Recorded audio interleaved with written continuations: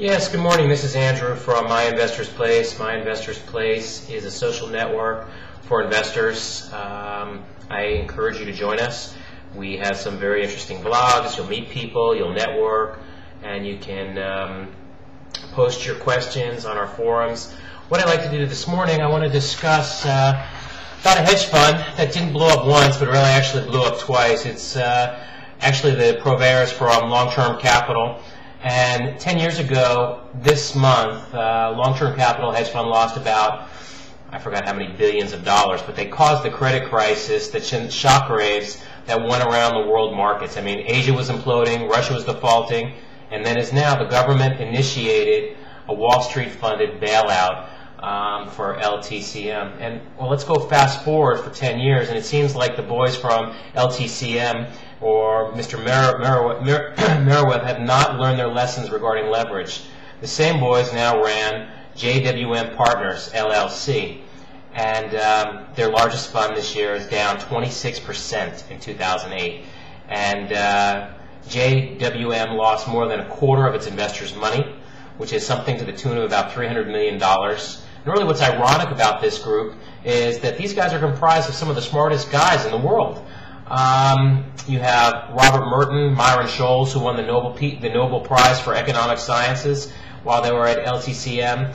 I mean, basically, LTCM, they used computer algorithms, but what they forgot about was about managing the risk and managing the money.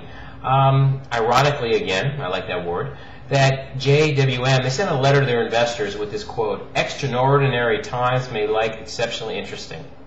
It'd be a little bit more interesting if they managed the risk instead of blowing up twice. And what I really find even more hard to believe is that the investors, nor themselves, didn't really learn anything from their prior blow-up. All of this said and done, I mean, putting things into context, they had an 8-year track record. They were profitable, but they used too much leverage, and that's really the problem here. And leverage is a great thing at times, but the pendulum always swings both ways. It's almost like a guillotine, actually, in this case. With all the lack of risk management from New York to London, all over the world, you have struggling hedge funds and banks, and they're unloading everything. They're dumping security, mortgage-backed securities, mortgage debt, Japanese government bonds, you name it. And you have, I mean, everyone knows a story with Bear Stearns trying to fight for its life, and it was actually sold for pennies on the dollar to J.P. Morgan Chase for pennies.